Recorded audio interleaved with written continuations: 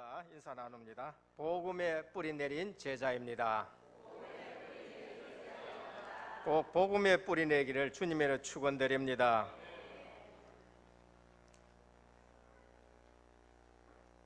중직자 편지 깊은 샘에 그녀는 과연 행복했을까라는 제목으로 글이 나옵니다.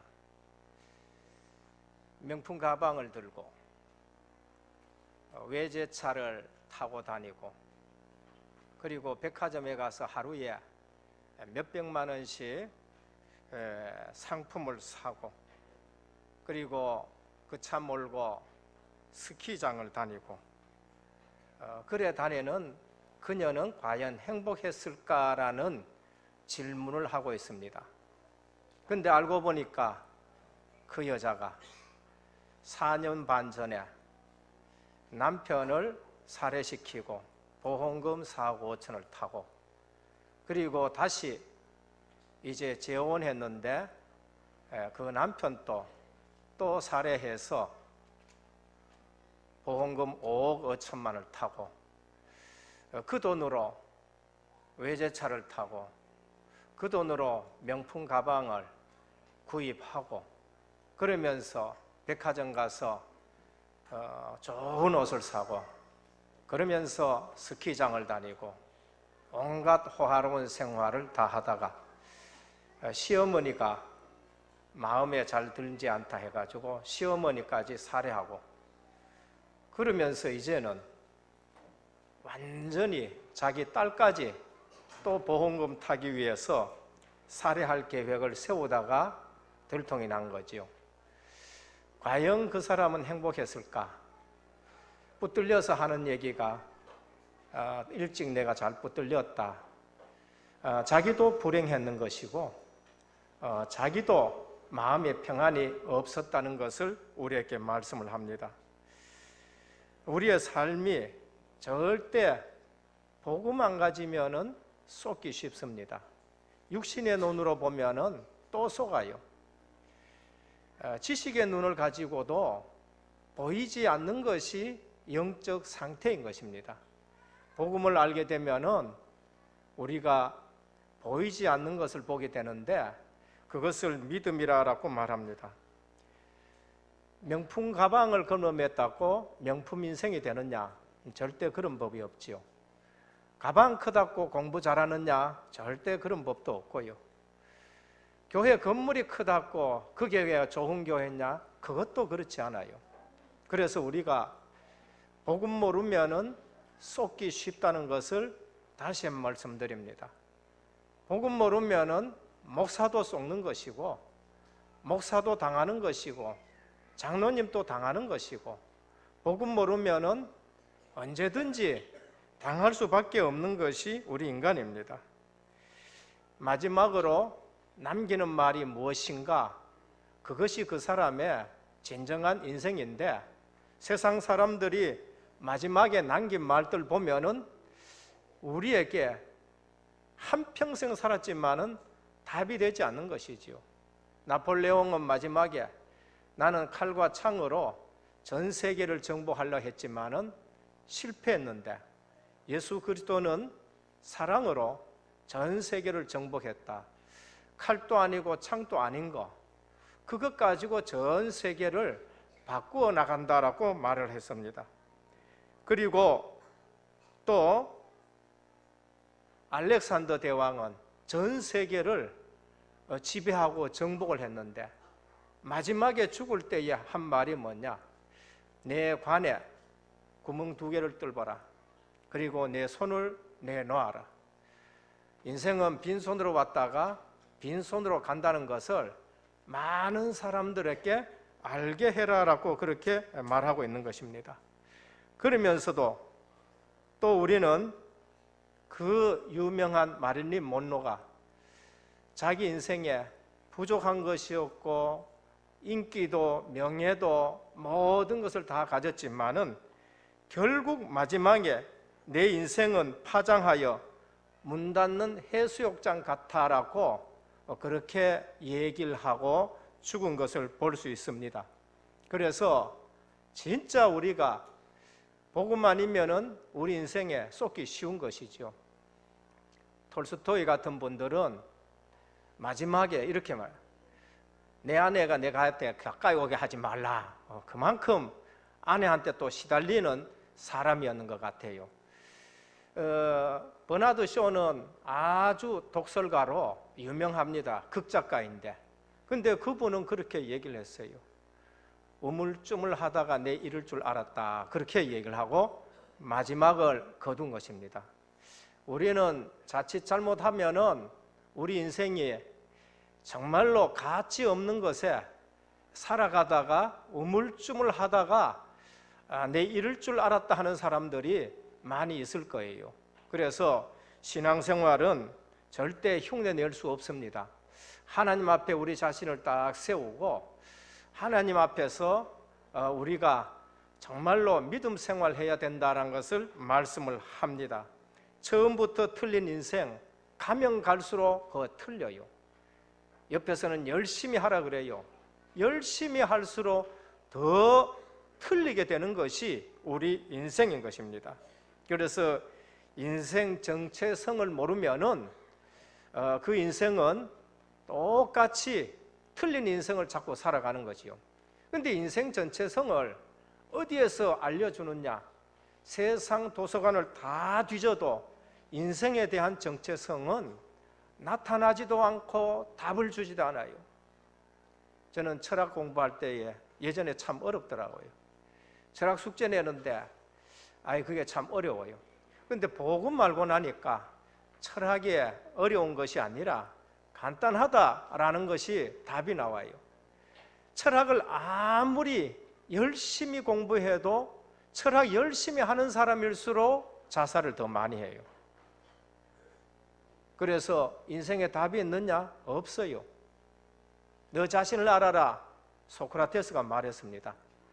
근데 질문은 유명했는데, 질문은 유명한 질문이지만은 거기에 대한 답은 이 땅에 아직도 철학에서 주지를 못하고 있는 거예요. 요즘은 과학이 발달해가지고 과학 만능주의로 흘러가요. 근데 그 과학이 발달하는데 인간이 행복하냐? 인간이 행복하지 않아요. 과학이 발달하는데 그 과학을 만능으로 만든 것이, 그것이 더 큰 문제로 우리 인간의 정신적인 문제, 마음의 문제, 더 많은 정신병원이 생기는 것을 볼 수 있습니다. 오늘 복음의 정체성이라는 제목을 가지고 말씀드리는데, 성경에서만 인간에 대해서 바르게 정체성을 말씀하고 있는 겁니다. 첫째, 인간의 정체성, 하나님의 형상인 것입니다. 여기서 틀린 시작을 하면은 아무리 열심히 해도, 아무리 배워도 바벨탑이요, 창세기 3장 속에 있는 네피림의 인생밖에 되지 않는 것이지요. 그래서 올해에 근본, 회복, 도전이란 말씀을 주셨는데, 근본이 바뀌지 아니하면은 그 인생은 어느 날 내가 쏟고 살았다는 것을 우리에게 알게 하는 것입니다. 인간의 정체성은 무엇인가? 하나님의 형상입니다. 이 사실을 알지 못해서 많은 사람들이 고통을 당하는 것이죠. 이 사실을 알지 못해서 많은 사람이 방황하게 되는 것입니다. 이 사실을 알지 못해서 많은 사람들이 시달림을 받고 있는 것입니다. 창세기 1장 26절 27절, 하나님께서 우리의 형상대로, 우리의 모양대로 우리가 사람을 만들고 라고 해서, 이 땅 도서관, 세계의 도서관을 다 뒤져도 인간에 대한 정체성을 바르게 얘기해 주는 데가 없어요. 오히려 공부한 사람들이 하는 얘기가 진화론을 얘기하게 됩니다. 뭔가 작은 아메바에서 이게 발전해가지고 인간이 되었다. 아무리 뒤져봐도요, 거기에 대한 증거가 있느냐? 별로 증거 없어요. 그래서 공부하면 할수록 복음 모르면은 이상한 데로 빠져가가지고 인간을 유물화시키고, 인간을 비하시키고, 인간을 영적 어떤 뭐라 그럴까요? 이게 종살이 하게 되는데 우리 카렌더만 봐도 그래요.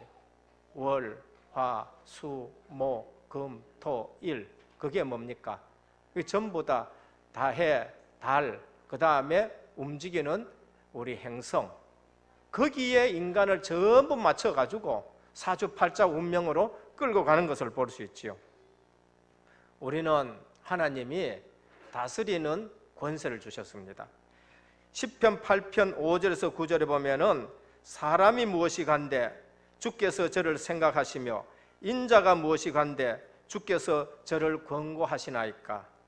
저를 하나님보다 조금 못하게 하시고 영화와 존귀로 관을 씌우셨나이다. 주의 손으로 만드신 것을 다스리게 하시고 만물을 그 발 아래 두셨나이다 했습니다. 인간의 정체성이 뭡니까? 하나님의 형상대로 지었고 하나님보다 조금 못하게 지음받은 것이 인간인 줄 믿으시길 바랍니다. 우리 인간이 얼마나 큰 축복받았느냐.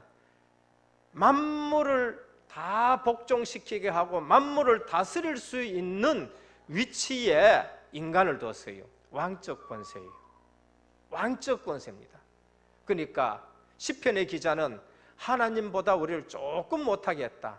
그 다음으로 다른 모든 만물은 인간의 발 아래에 있어야 된다 하고 다스릴 수 있는 왕적 권세를 준 것이 인간인 것입니다. 그래서 곧 모든 우양과 들짐승이며 공중의 새와 바다의 어족과 해로에 다니는 것이 다 여호와 우리 주여 주의 이름이 온 땅에 어찌 그리 아름다운지요. 그것을 다스리고 그것을 지배하면서 하나님 앞에 영광 돌리는 것이 우리 인간이지요.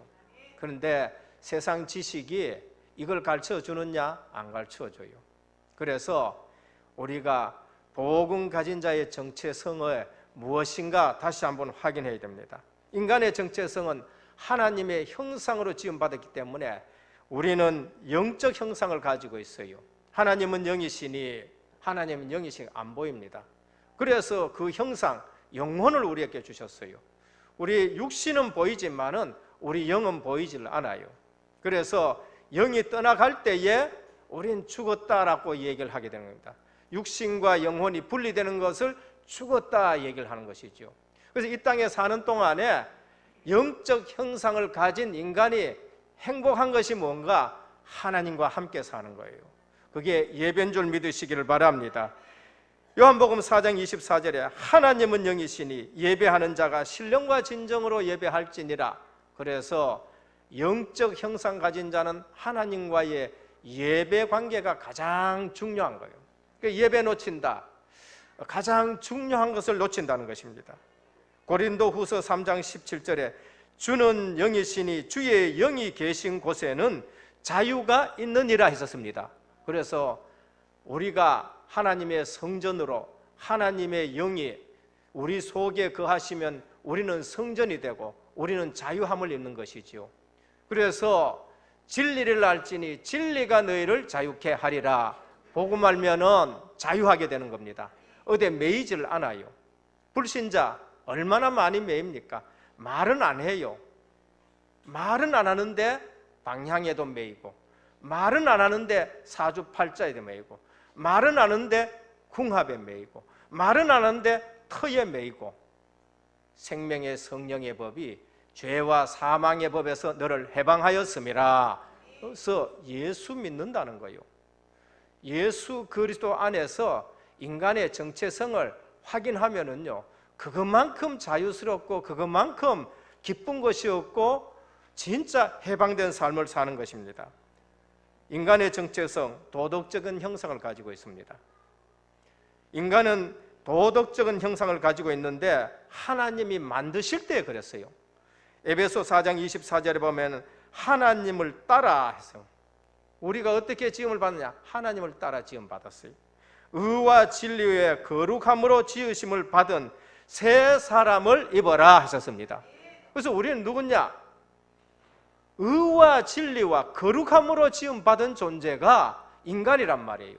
인간은 도덕적인 생활을 하게 되어 있어요. 그래서 하나님을 따라 지음 받았는데 우리는 의와 진리와 거룩함, 그래서 예수 믿으면은 새 사람이 된다라는 것을 우리에게 말씀합니다. 골로새 3장 10절에 보면 새 사람을 입었으니 이는 자기를 창조하신 자의 형상을 쫓아 지식에까지 새롭게 된다라고 말씀했어요. 그래서 우리는 예수 그리스도 안에서 누구의 형상을 따라가느냐? 하나님의 형상을 따라가는 새로운 지식에 이르게 되는 것입니다. 그래서 요한복음 13장 34절에 새로운 계명을 주셨지요. 서로 사랑하라. 유대인들은 율법에 지키는 선에 머물러 있습니다. 그러나 복음 안에 있으면은요, 율법을 초월하는, 율법을 능가하는 신앙생활을 하는데 그게 사랑인 것입니다. 그래서 내가 너희에게 새 계명을 준다, 10계명 말고 모세 5경 말고 그걸 완전히 이룬 새 계명을 주는데 서로 사랑하라는 겁니다. 사랑하지 못하면은 그게 내가 지금 정말로 복음을 잘 못 누리고 있는 그런 부분이지요. 인간의 정체성, 이성적인 형상을 가지고 있어요. 인간의 정체성, 지능적인 형상을 가지고 있습니다. 하나님을 닮았기 때문에 그래요. 동물은 그렇게 짓지 않았습니다. 동물은 본성대로 살도록 지어요. 근데 사람이 하나님을 떠나니까 어떻게 됐냐? 동물적인 감각 가지고 살아가요. 그것이 오늘날 일어나는 모든 사건인 겁니다. 베드로후서 2장 12절에 보면 하나님의 형상과 하나님의 모양을 잃어버린 인간을 가르쳐 하신 말씀이 이성 없는 짐승같이 살아간다라고 말해요. 여러분, 매우 무서운 말입니다. 이성이 없는 짐승, 우리가 복음 가지고 믿음 가지면은요, 제대로 된 이성을 가지고 있어요. 제대로 된 이성. 복음 없는 이성은요, 늘 하나님을 대적하고요, 인간의 생각과 인간의 학문에서 나오는 것은 늘 하나님은 없다 해요. 그게 본성, 동물적인 감각. 유다서 1장 10절에 보면 그러한 자는 무엇이든지 본능으로만 알고 그것 때문에 멸망한다. 본능으로 살아가는 것 때문에 사람들이 멸망하는 거예요. 그래서 복음 안에서 나온 이성이 정말로 우리를 통제하기도 하고요, 우리를 절제시키기도 하고, 우리를 정말로 분별하기도 하고. 복음 없는 이성은요, 어디 있냐?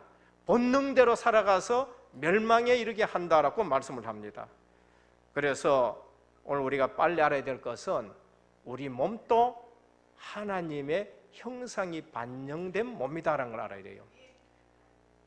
이단들은요, 우리 몸은 이건 악하다 그렇게 말해요. 헬라 철학에서 나온 사상은 이데아, 영혼은 선하고 이 육신은 악하다 그렇게 말해요. 그러나 성경은 우리 몸도 하나님의 형상이 반영됐다라고 말씀을 합니다.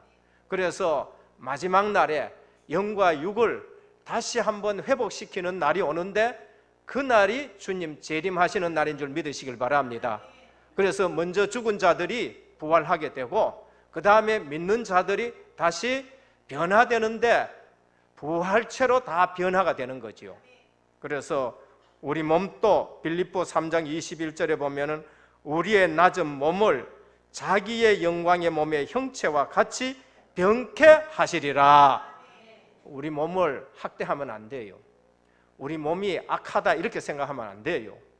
우리 예배당이 왜 귀하냐? 우리가 여기 와서 예배 드리기 때문에 이 예배당이 귀한 줄 믿으시길 바랍니다.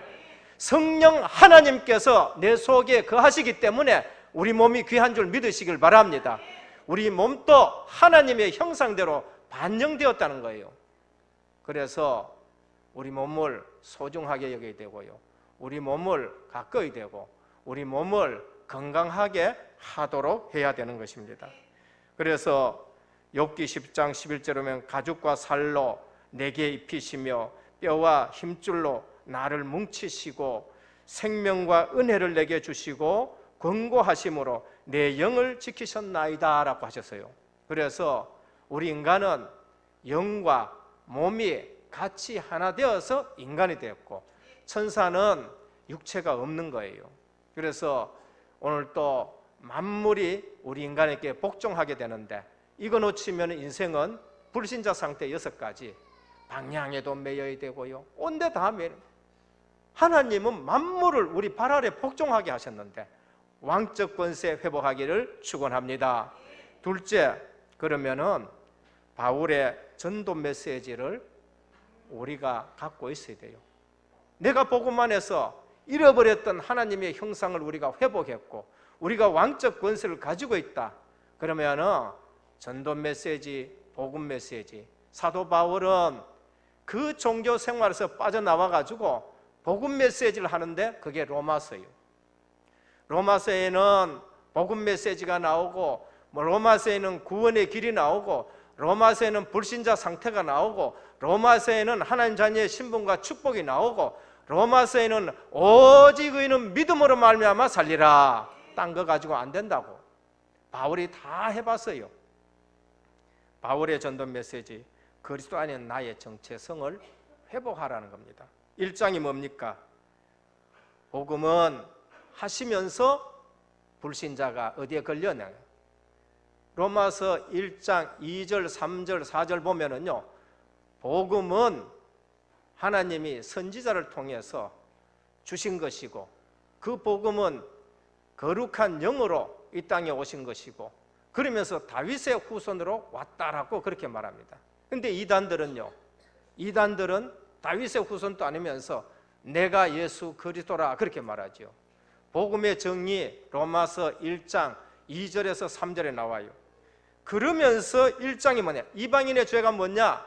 이방인의 죄는 썩어지지 아니하는 하나님의 영광을 썩어질 금수와 버러지와 사람의 형상으로 바꿔버린 거예요. 하나님을 지금 모르니까 창세기 3장 속에서 태어나가지고, 다시 말하면은 해적선 안에서 태어난 인간은 거기서 아무리 공부하고 거기서 아무리 착한 일을 해도 자기가 해적인 줄도 몰라. 자기가 해적인 줄도 몰라. 거기에서 의술을 공부해가지고 열심히 사람을 살렸는데도 자기가 해적인 줄 몰라. 불신자 상태. 썩어지지 아니한 하나님의 영광을 썩어질 금수와 버러지의 형상을 만들어 놓고 거기에 복을 달라고 하는 거예요. 그게 불신자의 상태. 그러면은 유대인 너희들은 뭐냐? 율법을 줬는데 그 율법 가지고 넘을 정죄하고 그 율법을 지킨다고 너희 죄가 없어지느냐? 로마서 2장 12절에 율법 없이 범죄한 자는 율법 없이 망하고 율법 있고 범죄하는 자는 율법으로 심판을 받는다라고 했어요. 율법 가지고 살아간다고 해가지고 너 문제가 해결되느냐? 율법은 정죄하는 기능이 있기 때문에 내 죄를 깨닫는 것이지 그것 가지고 다른 사람 정죄하고 그것 가지고 이 사람 정죄하고 그래서 너희가 구원받을 때 그것 가지고 너희가 심판받는다는 거예요. 그래서 로마서 3장에 보면은 모두 다 죄인이다. 이방인도 죄인이고 종교 생활하는 율법 가지고 종교 생활하는 너희들도 죄인이다. 로마서 3장 23절. 모든 사람이 죄를 범하였으며 하나님의 영광에 이르지 못한다. 오늘 종교 생활 끝내시기를 주님의 축원드립니다. 율법 가지고 이 사람 저 사람 얘기할 것이 아니라 우리는 율법 앞에 구원 얻을 육체가 없다. 그리스도 예수밖에 없다. 우리의 생각이 복음으로 바뀌어야 돼요. 4장에 뭐라고 했느냐? 로마서 4장에 그래서 아브라함 바라는 거죠. 아브라함이 율법 지켜서 구원 얻었냐? 율법은 모세 통해가 줬는데 아브라함은 율법 주시기 그 훨씬 전이다. 아브라함 할례 받아가 구원 받았느냐? 할례 받기 전에 아브라함이 하나님을 믿으니 저를 의롭다 여겼다라고 말씀했다. 그 말씀하는 거죠. 그래서 4장에 가서 우리의 살 길이 뭔가 아브라함 보면서 아브라함이 잡았던 믿음 그것을 잡으라고 말씀을 합니다. 4장 3절에 보면은 아브라함이 하나님을 믿음으로 의롭다함을 받았다는 거냐. 할례 때문에 아브라함이 의롭다함을 받다. 오늘 또 교단들 중에는요 복음을 강조 안 하니까 엉뚱하지 침례를 해야 된다는 거야. 침례 나쁘진 않아죠. 세례보다는 침례가 성경적일 수 있습니다. 그래서 또 침례 교단을 또 만들어. 교단을 어느 교단은 우리 교단에 와야 된다고, 어느 교단은 방언을 해야 또 구원받는. 그러니까 아브라함이 믿음으로 구원받았지 않느냐? 그래서 로마서 1장 17절에 보면 오직 의인은 믿음으로 말미암아 구원을 얻으리라고 말씀을 합니다. 그래서 침례가 중요하지 않다 이 말이 아니고, 세례가 중요하지 않다 이 말이 아니고, 그건 중요한 의식이지만은 오직 믿음으로 말미암아 구원을 얻는다는 것입니다. 침례교 교단, 장로교 교단이 중요하냐, 성결교 교단이 중요하냐, 그게 아니고 예수 그리스도를 믿는 것이 중요하다. 5장에 가서 뭐라 합니까? 그러면은 믿음으로 구원받았으면은 하나님과 화평을 누려라. 5장 1절입니다. 구원받아 놔놓고 누리질 못하는 거예요. 우리가 신앙생활 잘못 지도하면요, 구원받아 놔놓고 누리질 못해요. 그래서 사도 바울은 5장 1절에 이렇게 말씀해요. 그러므로 우리가 믿음으로 의롭다 하심을 받았으니 우리 주 예수 그리스도로 말미암아 하나님과 화평을 누리자. 예배가 하나님과 화평 누리는 것인 줄 믿으시길 바랍니다. 레위기서에 보면은요, 번제, 속죄제, 속건제, 그 다음에 뭐가 있죠? 화목제. 우리가 구원받았다, 하나님과 화평을 누리는 거예요. 하나님과의 평강을 누리게 되는 것입니다. 그래서 로마서 6장에 보면은 죄의 삭은 사망이다. 그러나 하나님의 은사는 그리스도 예수 우리 주 안에 있는 영생이다라고 못을 받게 되는 겁니다. 그런데 사도 바울에게도 고민이 있어요. 그게 로마서 7장입니다. 아마 저와 여러분들이 여기에 많이, 예수 믿어도 여기에 많이 걸려 있어요. 예수 믿었다, 다 끝났는데 그런데 나는 왜 이 모양이냐? 이제 그래서 사도 바울이 로마서 7장에 죄의 부패성을 말하는 거예요. 오호라 나는 공고한 사람이로다. 로마서 7장 18절에 보면 내가 원하는 바 선을 행하지 아니하고 도리어 원하지 않는 바 악을 행하는도다. 22절에 내 속사람으로는 하나님의 법을 즐거워하되 내 지체 속에서 다른 법이 내 마음의 법과 싸워 내 지체 속에 있는 죄의 법으로 나를 사로잡아 오는 거구나. 죄의 부패성이에요. 죄의 부패성. 오호라 나는 공고한 사람이라. 예수 믿어도 어떨지 여기에 걸릴 수가 있어요. 그래서 8장에 가서 사도 바울이 담대하게 말합니다. 1장 1절에서 그러므로 이제 그리스도 예수 안에 있는 자에게는 결코 정죄함이 없나니 이는 예수 안에 있는 생명의 성령의 법이 죄와 사망의 법에서 너를 해방하였음이라. 뭐 어떻게 해요? 내 수준 가지고? 아니요. 법으로 그렇게 해놨었어요. 우리 수준은 넘어지고 자빠지고 낙심할 수밖에 없는 양심의 수준도 가지고 여러 가지가 갖고 있지요. 양심이 걸기도 하고 우리 속에 있는 것으로 걸기도 하고, 그래서 하나님이 법으로 어떻게 했지요? 해방시켰었습니다. 로마서를 쓰면서 사도 바울이 법이란 말을 써요. 왜요? 로마는 법이 아주 발달했기 때문에 빨리 알아들을 수 있는 말로 법으로 한 거예요. 그래서 칭의가 뭐냐? 법적인 용어예요. 칭의, 의롭다 했다, 그건 법적인 용어지요. 그래서 오늘 우리는 좀 부족하더라도 하나님이 생명의 성령의 법으로 죄와 사망의 법에서 해방한 줄 믿으시길 바랍니다. 그게 복음이에요. 요거를 또 복음적으로 생각 못하면은 해방되었으니까, 법으로 해놨으니까 이제 내가 죄 지어도 괜찮다, 그게 사단이 주는 통로가 되는 거예요. 그게 이단들이 써먹는 교리가 되는 거예요. 법으로 해방됐지 않냐? 그 이제는 이래도 괜찮고 저래도 괜찮다, 신학적으로 논리적으로 하면 맞는 것 같은데 그거는 은혜 받지 못한 자들이 하는 얘기예요. 내가 부족해서 넘어진 것은 하나님이 은혜를 주셔서 지금 또 예수님이 기도한다, 그 말씀인 것이죠. 은혜 받고 승리하기를 축원합니다. 그래서 우리 부족한 것 때문에 법을 만들어 난 것이지, 성령의 법으로 해방시킨 것이지 우리 방종하라고 이 말씀 주는 게 아닌 것입니다. 사도 바울의 전도 메시지, 모든 사람이 범죄하였음에 아담 안에서 대표 원리. 그래서 왜 예수님이 돌아가셨는데 내가 구원받느냐? 대표 원리. 왜 아담이 지혜 지었는데 내가 그렇게 내게 이 문제 원죄가 있느냐? 대표 원리. 그거 6장에 그렇게 말씀을 한 겁니다. 세 번째입니다. 보장된 성도의 삶. 법으로 보장했기 때문에 우리는 보장된 인생을 살아가야 돼요. 어떻게 보장됐느냐? 하나님의 부르심으로 말미암아. 하나님의 부르심에는 후회함이 없으니라.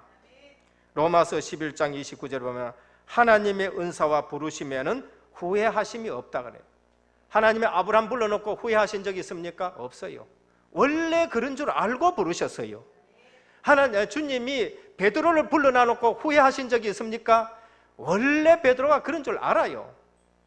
그래서 주님이 베드로를 확립시키기 위해서 또 가고 네가 나를 사랑하느냐? 네가 나를 사랑하느냐? 그래 물으신 걸 볼 수 있습니다. 히브리서 5장 4절에 보면 이 종기는 아무나 스스로 확인하지 못하고 오직 아론과 같이 하나님의 부르심을 입은 자라야 할 것이니라. 그래요.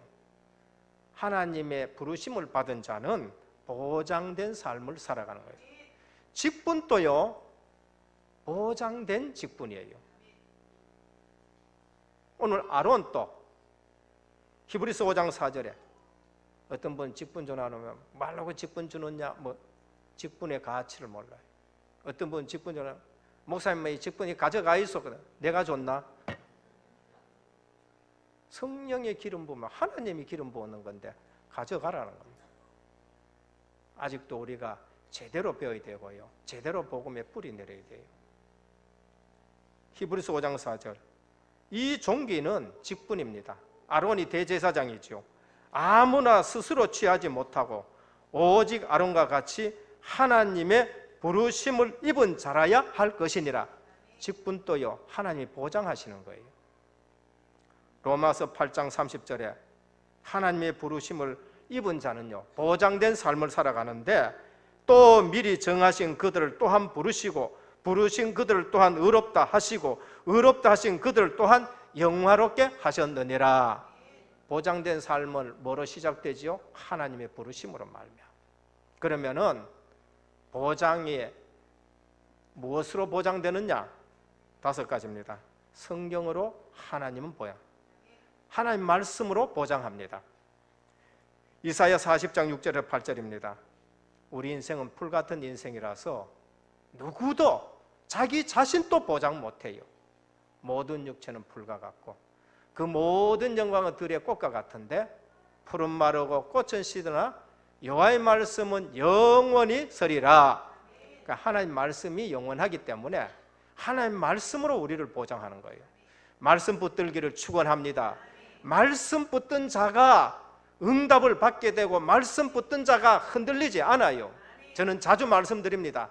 저분의 신앙이 좋으냐, 저분의 신앙이 훌륭하냐, 그렇지 않느냐, 그거는요, 그분이 약속을 잡고 신앙생활 하느냐, 그렇지 않느냐에 따라 달린 거예요. 성경으로, 하나님의 말씀으로 우리를 보장했었습니다. 사람은 사건 따라 변해요. 사람은 환경 따라 변하고 사람은 또 상황 따라 막 변하지요. 그렇기 때문에 마가다락방에 모인 성도들 그 언약 잡고 거기에 집중했는데 성령이 마셔서 그 약한 자들이요, 세계 복음만 하는 것을 볼 수 있습니다. 훌륭한 믿음, 약속의 신앙이 훌륭한 믿음이에요. 우리가 뭐로 보장됩니까? 영원한 언약 대신 그리스도가 나의 보장이에요. 그리스도는 어제나 오늘이나 영원토록 동일하시느니라. 히브리서 13장 8절입니다. 예수 그리스도는 어제나 오늘이나 영원토록 동일하시느니라. 아브라함에게 약속하신 그리스도, 2000년 전에 십자가 지시고 부활하신 그리스도, 2000년 이후에 지금 그리스도 영원토록 동일하십니다. 아브라함도 믿음으로 구원받게 했고요. 제자들도 십자가 지시고 부활하신 그리스도를 믿음으로 구원받고요. 2000년 지나간 오늘도 그 일을 행하신 주님을 믿음으로 우리가 구원받는 줄 믿습니다. 그게 예수 그리스도는 어제나 오늘나 영원토록 동일하시란 거예요. 하나님 나라가 우리의 보장입니다. 지금 우리는 하나님 나라의 배경을 가지고 살아가요. 그게 보장이에요. 불신자 지옥 배경이야. 그래서 불안한 것이지요. 그래서 죽음이 두려운 것이에요. 그러나 우리는 하나님 나라가 배경입니다. 변치 않아요. 변치 않은 하나님 나라가 배경입니다. 그래서 천사가 동원되어져요. 하나님의 능력이 우리의 보장인 것입니다. 그래서 주님은 제자들에게 사도행전 1장 8절에 그 능력이 보장이 되기 때문에 오직 성령이 너희에게 임하시면 너희가 권능을 받고 땅끝까지 이르러 내 증인이 되리라 하셨습니다. 성도가 뭐가 충만해야 됩니까? 성령 충만하셔야 돼요. 그게 정상적인 삶입니다. 다른 거 충만해가지고는 절대 세상 못 이겨요. 사도 바울 사도행전 13장에 보면은 성령 충만했어요. 사도행전 13장에 흑암이 꺾여지고 역술인이 꺾여지고 16장에 그 지역에 귀신이 떠나가고 19장에 우상의 정각들이 꺾여지는 일들이 생기는 것입니다. 현장의 보장입니다. 땅끝까지 증인되는데 내가 세상 끝날까지 너희와 항상 함께 있으라. 마태복음 28장 16절에서 20절. 주님이 보장을 해놨어요. 전도자의 보장이 뭐냐? 내가 세상 끝날까지 너희와 항상 함께 있으리라. 결국 성도는 과거, 현재, 미래 합력하여 하나님이 선을 이룰 줄 믿으시길 바랍니다. 로마서 8장 26절.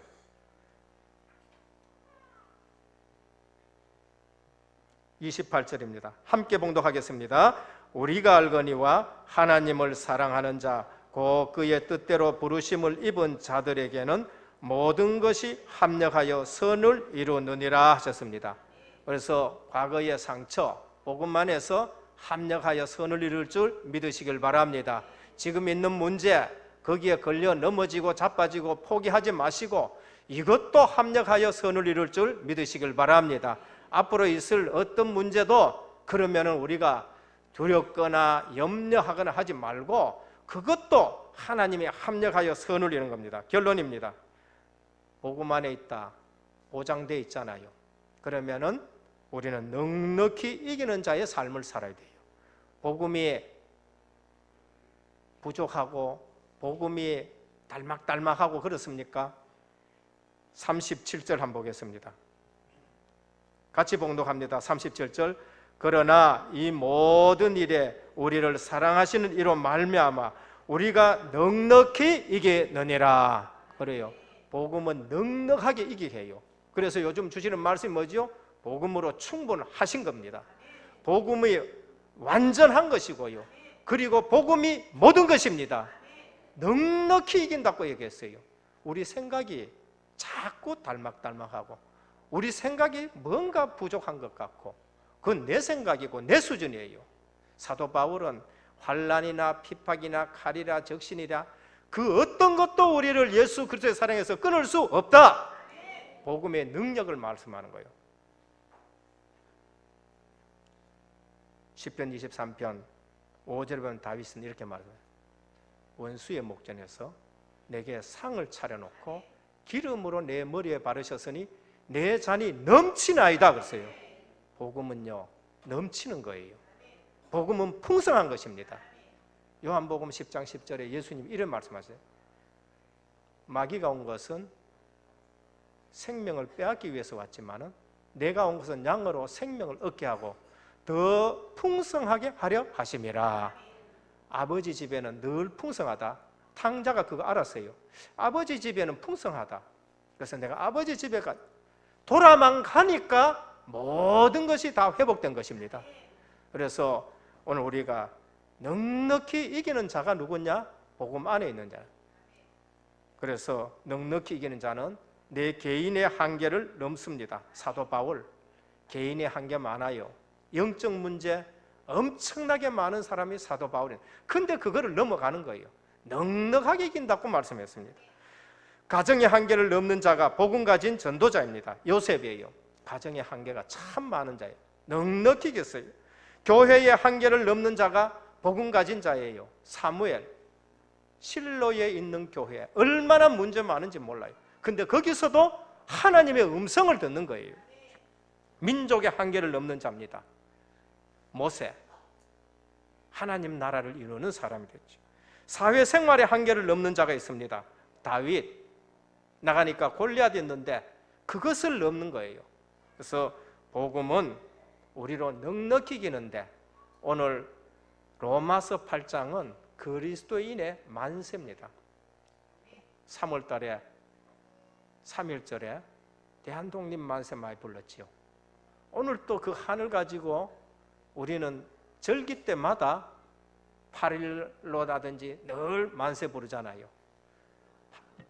로마서 8장이 뭐냐? 그리스도인의 만세예요. 누가 우리를 대적하리요?